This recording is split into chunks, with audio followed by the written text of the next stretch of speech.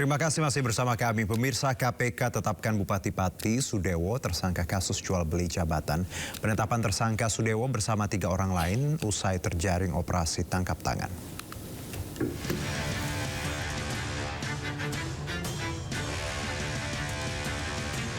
Setelah lebih dari 24 jam diperiksa, Bupati Pati Sudewo dan 3 orang lainnya ditetapkan sebagai tersangka kasus jual beli jabatan.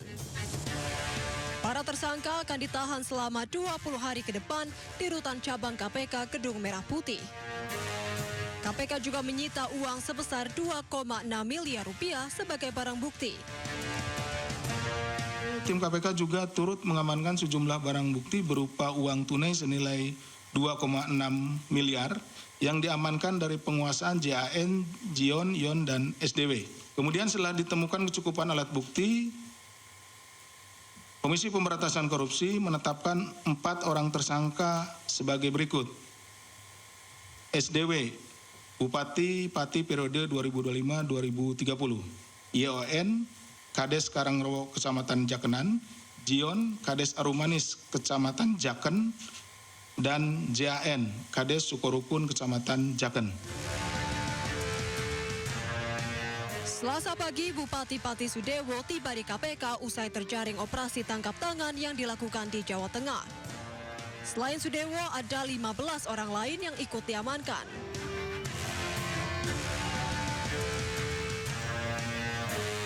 Sebelumnya, Bupati Pati Sudewo diterbangkan dari Jawa Tengah untuk diperiksa di Gedung Merah Putih KPK Jakarta.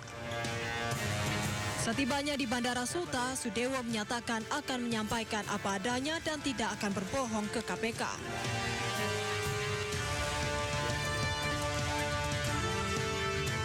Sudewo terjerat KPK berkaitan dengan jual beli jabatan perangkat desa di Kecamatan Jaken, Kabupaten Pati. Dari Jakarta, Tim Liputan iNews melaporkan. Ya, usai diperiksa KPK, Bupati Pati Sudewo membantah melakukan jual beli jabatan perangkat desa. Sudewo juga mengaku bahwa dirinya menjadi korban. Apa adanya soal dipercaya atau tidak pelaksanaan pengangkatan pengisian perangkat desa itu adalah bulan Juli 2026, masih 6 bulan ke depan. Mengapa bulan Juli? Karena APBD 2026 itu hanya mampu memberikan gaji siltap atau tunjangan perangkat desa selama 4 bulan, yaitu dimulai dari bulan September. Maka pengisiannya itu bulan Juli. Saya belum pernah membahas secara informal kepada siapapun, kepada kepala desa. Seluruh kepala desa Kabupaten Pati, saya belum pernah membahasnya. Karena apa? Selama saya menjadi bupati itu, pada pengangkatan pejabat di lingkungan pemerintah Kabupaten Pati, baik eselon 3 maupun eselon 2 yang ratusan orang, termasuk pejabat di rumah sakit umum daerah dan BUMN, tidak ada satupun yang transaksional. Saya tidak menerima imbalan apapun. Konkretnya Pak Dewo, ada angka 125 ke 225 itu angka dari Anda perintah? Oh enggak, sama bukan sekali. jadi gimana Pak? Jadi Bapak dikorbankan atau di... Saya menganggap saya ini dikorbankan. Saya betul-betul tidak mengetahui sama sekali. Sebelumnya KPK menangkap Bupati Pati Sudewo dalam operasi tangkap tangan di Pati, Jawa Tengah. Bupati Sudewo ditangkap di Pati, Jawa Tengah dalam OTT KPK, dan menurut KPK, Sudewo telah diperiksa secara intensif di Polres Kudus. Hingga saat ini, KPK belum memberikan keterangan lanjut terkait penangkapan Bupati Sudewo, termasuk kasus yang menjerat Sudewo. Sebelumnya Bupati Sudewo didemo ribuan warga Pati akibat menaikkan PBB hingga 250%. Sudewo juga pernah diperiksa KPK dalam kasus dugaan proyek pembangunan jalur kereta api. Ya, ini juga yang masih akan kami sampaikan nanti ya, terkait dengan peristiwa tertangkap tangan di wilayah Pati ini, terkait dengan perkaranya apa, konstruksinya seperti apa, pihak-pihak yang diamankan siapa saja, itu nanti kami akan sampaikan. Sementara itu warga Pati gelar pesta kembang api usai KPK menetapkan Bupati Pati Sudewo sebagai tersangka kasus jual beli jabatan perangkat desa. Mereka mendesak supaya KPK bisa mengusut tuntas permasalahan Sudewo yang dirasa menjadi biang huru-hara di bumi Minatani.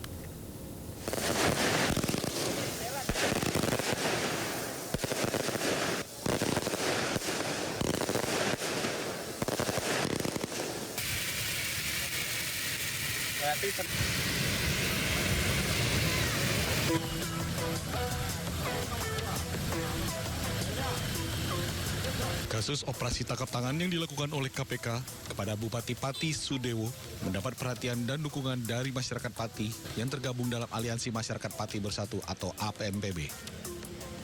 Dengan ditangkapnya Bupati Sudewo oleh KPK terkait dugaan jual beli jabatan perangkat desa, membuat masa kontra Bupati tersebut menggelar aksi damai di depan kantor Bupati.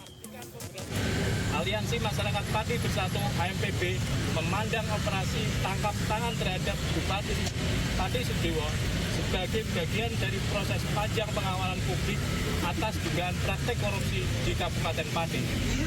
Sejak awal, AMPB bersama elemen masyarakat sipil secara konsisten menyuarakan, melaporkan, dan mengawal dugaan penyalahgunaan kewenangan yang terjadi, meskipun dalam prosesnya diwarnai berbagai tekanan dan kriminalisasi terhadap warga yang bersikap kritis.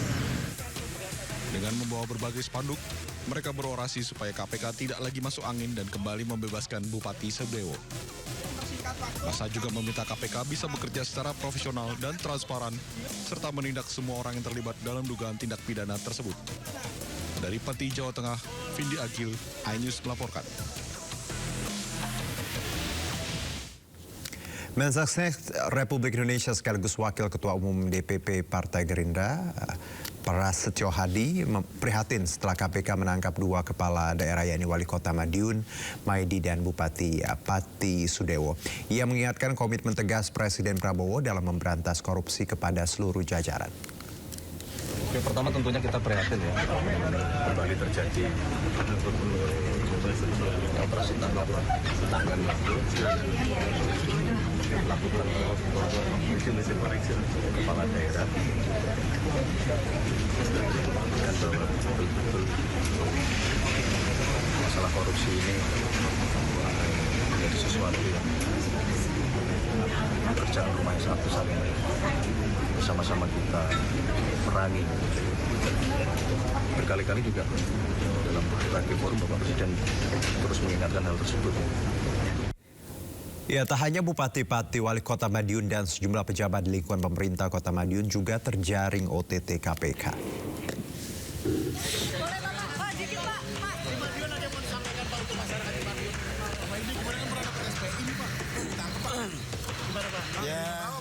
Para tersangka yang terjerat OTT di lingkungan pemerintah Kota Madiun tiba di gedung KPK Jakarta pada Senin malam.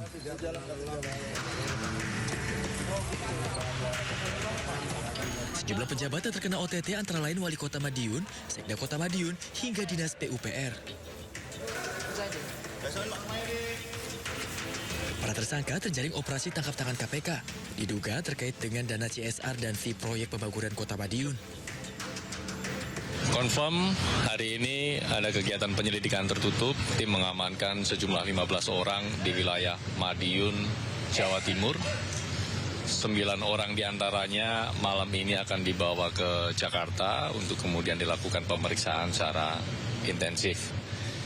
Peristiwa tertangkap tangan ini dugaan awalnya terkait dengan fee proyek dan juga dana CSR di lingkungan Kota Madiun. Sebelum dibawa ke Jakarta, para tersangka menjalani pemeriksaan awal di ruang Satreskrim Polres Madiun usai terkena OTT KPK. Tak sepatah kata pun keluar dari para pejabat yang diperiksa tersebut. Operasi tangkap tangan ini diduga berkaitan dengan dana CSR dan fee proyek pembangunan Kota Madiun.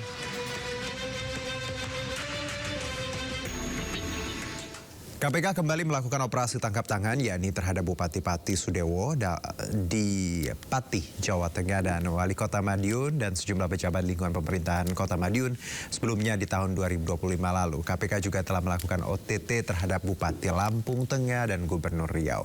OTT berulang kepala daerah ini apakah karena sekedar individu, moral, personal atau akibat kegagalan pengawasan? Untuk membahasnya sudah bergabung bersama kami aktivis anti korupsi, ada Mas Tama Satria Langkung. Assalamualaikum, selamat sore Mas Tama. Waalaikumsalam, selamat sore. Happy New Year kayak di Pati tadi. Tahun baru. Pati barusan tahun baru loh, mereka pakai kembang api. Tahun baru kembang api ternyata penangkapan ya, OTT Baik. ya. Mas Tam, kalau kita bicara bukan fenomena ya, tren ini panen OTT kan kalau kita lihat banyak sekali yang terjaring dan terbaru kemarin Pati. Anda melihat ini tuh personal ya atau tadi individu atau memang kegagalan sistem yang ada hingga akhirnya ya berulang lagi gitu Mas Tam? Ya. Mas Juno, sebetulnya dalam pandangan saya semua ini campur aduk ya. Ada soal individunya, ada juga soal sistemnya dan banyak hal. Kalau saya melihat salah satu yang menjadi catatan penting itu adalah soal mahalnya biaya politik. Yang kedua adalah hukuman yang tidak menjerakan. Jadi kalau kita lihat beberapa sanksi pidana itu kan kemudian tidak terbilang berat kalau kita buat rata-rata. Misalnya penelitian ICW beberapa tahun yang lalu dan saya rasa masih relevan, itu rata-rata hukuman untuk kepala daerah itu 6 tahun 4 bulan kalau kemudian dia divonis. Jadi dengan korupsi yang nilainya miliaran rupiah, bahkan ratusan miliar rupiah misalnya, itu hukumannya hanya 6 tahun 4 bulan. Nah sekarang dengan hukuman yang seperti itu bagaimana kemudian membuat efek jerah bagi yang lain. Apalagi sekarang rezim hukum kita secara pidana itu sudah mulai bergeser dengan adanya KUHP yang baru yang kemudian tidak lagi kemudian represif tetapi lebih mengedepankan soal due process of law. Yang kedua soal mahalnya biaya politik. Jadi saya rasa dengan mahalnya biaya politik sampai kapanpun ini adalah sisi gelap dari pemberantasan korupsi. Jadi menurut saya korupsi politik itu merupakan sisi gelap karena ada mahalnya biaya politik. Sebenarnya kalau bicara mahalnya biaya politik ini sudah pernah kita bahas ya Mas Tam ya, berabad-abad yang lalu. Mas Tama juga paham kalau kita sering dialog diskusi ini. Nah kalau kaitannya dengan ini Mas, alasan tadi mahalnya biaya politik. Mungkin pertanyaannya gini Mas Tam, sejauh mana parpol ikut tanggung jawab atas maraknya kepala daerah mereka yang terjerat korupsi? Besar sekali tanggung jawabnya. Jadi kalau bicara soal mahalnya biaya politik, faktor penting ada partai politik. Dia juga punya peran yang sangat penting. Apa contohnya? Misalnya pada saat menentukan kandidat, rekomendasi, mungkin Mas Juno dalam pemberitaan, pengalaman politik itu bilang buat dapat rekomendasi aja mahal. Dalam tanda kutip. Dia harus beli perahu. Itu di biaya awal. Belum untuk menyiapkan tim sukses. Belum lagi yang nanti di ujung ada yang namanya money politik atau pembelian suara dalam tanda kutip. Itu semua rangkaian-rangkaian yang sebetulnya partai politik bisa mencegah. Tadi kalau misalnya dalam konteks rekomendasi yang dipilih adalah kompetensi, bukan soal banyak-banyaknya uang, tentu akan mengurangi biaya. Terus tim sukses atau mesin partai, kalau mesin partainya bekerja, maka biaya buat tim sukses itu akan berkurang. Jadi ada peran penting partai.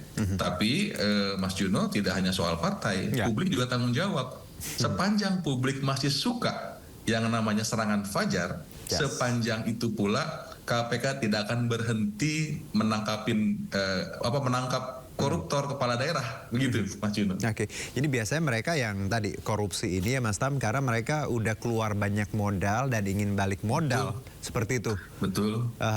Dan ini terjadi dengan nama-nama yang kita tadi lihat di paket berita. Nah Mas Tam, kalau melihat yang spesifik sekarang ada Pati dan Madiun, ini polanya ya, biasa perizinan, proyek, relasi pengusaha lokal. Anda melihat bahwa ya seperti ini tuh sudah akan terjadi lagi sebenarnya ke depannya. Ini pola korupsi yang menurut saya masih primitif, Mas Juno. Jadi meras-merasin kepala daerah, jual beli jabatan, itu transaksional yang sangat primitif. Jadi kalau kemudian hal itu terus diulang, itu dipastikan itu hanya tinggal menunggu sialnya saja. KPK melakukan OTT, itu pasti terjaring. Kalau saya catat, Mas Juno, soal modus korupsi kepala daerah, sepengalaman saya dan kemudian melihat dari ratusan perkara di Indonesia, itu saya hanya mengklasifikasikan menjadi 7. Yang pertama korupsi pengadaan dan jasa, ini yang paling sering, ya. Terus kemudian korupsi suap perizinan, jadi buat dapat izin harus keluar duit atau investasi harus dapat uang, harus menyatakan penyuapan begitu. Ya. Yang ketiga itu soal jual beli jabatan yang kita bahas hari ini. Kemudian soal penyalahgunaan dana APBD, pemerasan terhadap OPD atau kepada swasta. Kemudian yang terakhir itu adalah korupsi untuk biaya politik. Misalnya dana proyeknya dipakai untuk pemenangan. Kemudian membayar tim sukses, kemudian modal pilkada, kemudian balas jasa sponsor politik yang dulu membiayai misalnya. Jadi saya rasa soal polanya tidak banyak yang baru. Ini pola yang terus berulang dan kemudian kita akan terus bicarakan. Kalau kemudian korupsi masih begitu-begitu aja. Dan ini yang kadang sulit untuk let's say kaum muda, kaum yang memang ingin punya perubahan dan punya kualitas bersaing ya Mas Tam. Dan ini kalau kita compare dengan New York Mas Tama. Sedikit kita bicara Zohran. Zohran adalah menantang petahana dengan sistem yang tadi mereka masif seperti itu, tapi sistemnya bagus gitu Amerika. Dan akhirnya ya tadi karena sistemnya mungkin orang jelek, sistemnya bagus, tetap bisa berubah ya Mas Tam. Nah ini yang kita tidak punya ya. Iya sebetulnya kan kalau kita bicara soal sistem, ini nggak bisa kemudian hanya sistemnya saja, hanya orangnya saja. Ini harus sama-sama berubah.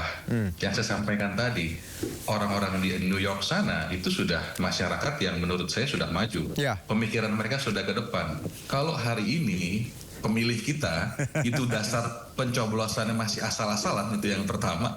Yang kedua dasarnya hanya masih menggunakan serangan fajar. Ya dia harus terima kalau kemudian dapat kepala daerah yang dalam tanda kutip brengsek atau korup.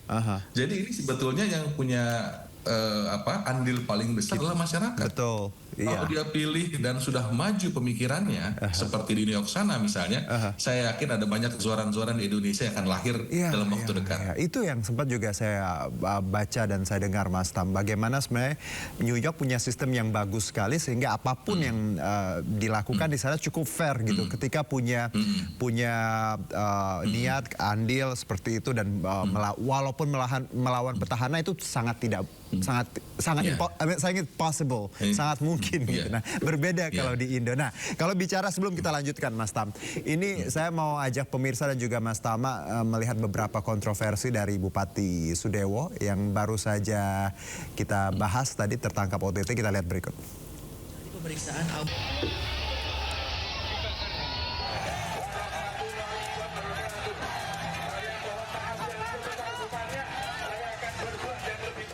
Sudewo mencuat pasca mengeluarkan kebijakan kenaikan PBB Pati hingga 250% yang menyulut kemarahan masyarakat. Warga Pati yang geram lantaran Bupati dinilai arogan menggelar demo besar-besaran di sepanjang jalan utama Pati. Kericuhan pun tak terhindarkan. Sudewo yang berusaha meredam kemarahan justru dilempari massa. Kendati kebijakan menaikkan pajak bumi dan bangunan sebesar 250% dibatalkan, Sudewo warga terlanjur kesal dan mendesak pembentukan pansus hak angket pemakzulan Bupati.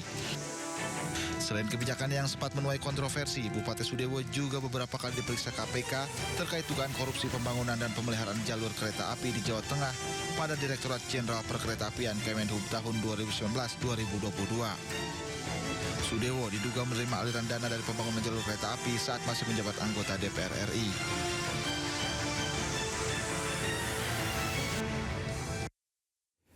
Itu sederet kontroversi Pak Sudewo ya Mas Tam yang sempat didemo, dipaksa mundur tapi tidak mundur dan akhirnya sekarang ditangkap OTT KPK. Nah Mas, kalau kita melihat dari kasusnya Bupati Sudewo dan juga beberapa kepala daerah, wacana untuk memilih kepala daerah secara tidak langsung itu kan ada kan kemarin dan ya nampaknya juga masih bahasannya masih bergulir. Anda melihat baik atau enggak sih ketika kepala daerah, ya karena kita lihat yang dipilih ya begini, kalaupun nanti DPRD yang memilih apakah akan lebih baik menurut Anda Mas Tama? Iya, ya menurut saya sama saja, sama saja. Kenapa? Ya karena kalau bicara soal korupsi, tadi bicara soal sistem dan bicara soal pemilih. Nah kalau kemudian misalnya kita akan pilih lewat DPRD, ya kan orang-orang DPRD kan juga dipilih oleh masyarakat. Jadi kalau kemudian masyarakat masih memilih anggota DPRD dengan serampangan dan dasarnya adalah serangan fajar, maka DPRD-nya punya masalah, memilih orang yang punya masalah, outputnya akan sama saja. Jadi saya tidak melihat soal relasi ke sana. Saya melihat justru kemudian dengan sistem yang sekarang sebetulnya kan sudah bagus. Kenapa? Karena rakyat punya hak buat memilih dan menentukan siapa pemimpinnya. Cuma problemnya tadi adalah soal edukasi kepada masyarakat. Kalau perlawanan sama-sama, kemandirian masyarakat untuk memilih itu betul-betul independen dan dasarnya adalah soal program, konsep, independensi dan kapasitas seseorang, maka kita akan memiliki pemimpin yang bagus juga, dan itu ada di tangan masyarakat. Jadi saya rasa soal demokrasi ini bukannya kemudian dimundurkan lagi jadi lewat DPRD, tentu harus dilanjutkan, tapi yang namanya sistem, yang namanya proses itu kan tidak kemudian bisa baik 100%, pasti ada kritiknya, pasti ada yang nggak benernya.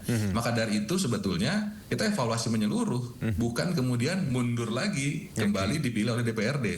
Tapi kita perbaiki, mana tadi saya bilang masyarakat nggak bisa lepas tangan. Kalau dia masih menggunakan pemilihan secara serampangan, coblosnya asal-asalan dan masih dasarnya serangan fajar, itu nggak akan berubah. Tapi kalau masyarakatnya berubah, saya yakin akan didapatkan pemimpin-pemimpin yang baik dan sebenarnya hebat. Mas Tam, kita ya masyarakat ya dan semua yang nonton ini, kita tuh punya kekuatan untuk merubah ini ya. Jadi bukan hanya tanggung jawab tadi pemerintah, KPK, tapi masyarakat punya andil yang luar biasa ketika kita ngelihat proses yang berlangsung. Kalau kita nggak berubah ya tadi akan berulang dan reputationnya akan terus ada ya Mas Tam ya.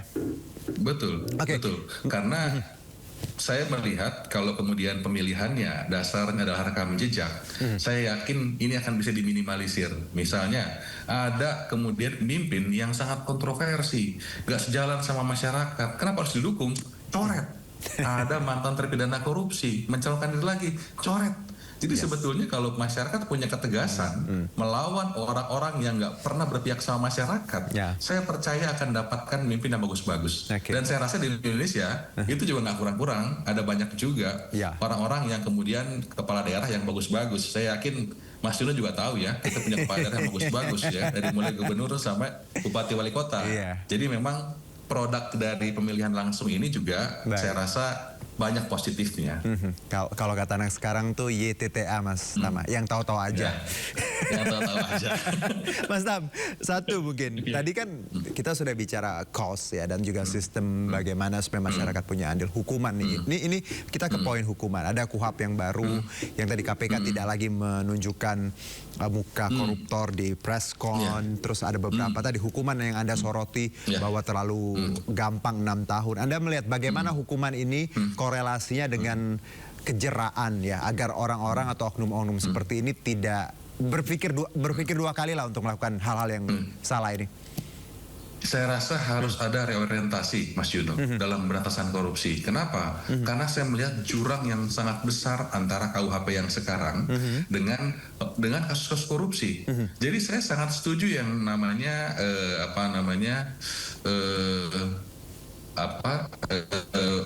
justice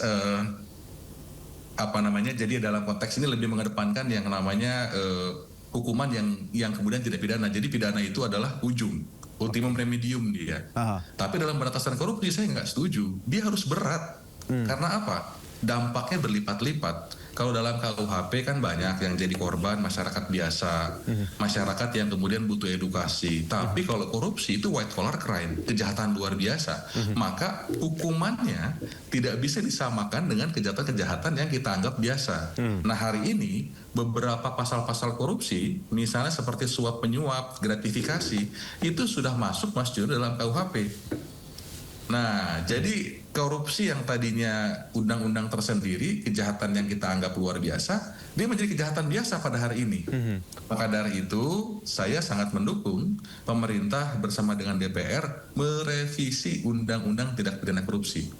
Karena sejak tahun 2001 sampai dengan tahun 2006 ini, itu belum ada perubahan. Sedangkan KUHP kita itu betul-betul berevolusi dengan sangat luar biasa. Nah, ini yang menurut saya harus ada reorientasi. Jadi sanksi pidananya disesuaikan, hukum acaranya juga disesuaikan, tidak kemudian 100% mengadopsi dari KUHP atau KUHP yang sekarang sudah berjalan. Jadi KUHP yang sekarang ada kontroversi, tapi kita harus terima itu baik atau buruknya karena sudah menjadi produk hukum. Nah, sekarang pemberantasan korupsinya menurut saya harus dirubah juga menyesuaikan dengan perkembangan zaman. Jadi tidak kemudian restoratif justice. Saya setuju kalau perkara-perkara anak, perkara-perkara yang biasa. Tapi kalau korupsi jangan dong di restoratif justice. Masa mau dikasih hukumannya sosial kan enggak? Dia harus dipidana dan dimiskinkan. Jadi kalau dalam ini pengecualian ya Mas Tam ya, karena kalau kita bicara korupsi itu kan dilakukan dengan sadar ya Mas Tam, dan juga keuntungannya untuk pribadi gitu, dan harusnya tadi ruang-ruang untuk restoratif itu nggak perlu ada ya Mas, biar jerah tadi gitu kan. Betul. Oke Mas Tam. Kalau kejahatan KUHP biasa Mas Juno, dia masih ada yang namanya nggak sengaja mengakibatkan kematian. Tapi kalau korupsi itu nggak ada yang nggak sengaja, semua dengan perencanaan dan skema orang-orang cerdas, white collar crime. Betul. Tapi beberapa ada yang bilang hilaf sih Mas Tam, tapi ya manusia. Tapi pada saat merencanakan dan mengambilnya itu dengan sepenuh hati Mas Juno. I know. Mas Tam, terima kasih ya atas obrolannya, karena kalau yang kita bahas ini sebenarnya sering banget kita bahas di beberapa episode ya di Sindo ya, dan bahwa tadi biaya kos politik yang mahal, hukuman yang tadi nggak maksimal, plus juga peran serta masyarakat yang memang harus lebih aktif lagi biar kita literasinya makin pinter ketika milih seseorang. Bukan karena tadi serangan pajar ya, tapi memang background checklist segala macam ya, integritas itu yang kita ingin lihat agar paling tidak ya ada banyak perubahan di beberapa daerah gitu ya Mas Tam ya. Mudah-mudahan Juno sama Sindo tidak kapok ngikutin masyarakat. Enggak dong. Mas Tam, hidup ya perjuangan semuanya ya, panjang perjuangan untuk kita semua, untuk Indonesia dan Mas Tama. Terima kasih banyak Mas Tama, sehat-sehat. Dan pemirsa, kasus dugaan bullying dan pelecehan seksual terhadap anak perempuan YouTuber The Papa Rock menjadi viral di media sosial. Kami segera kembali.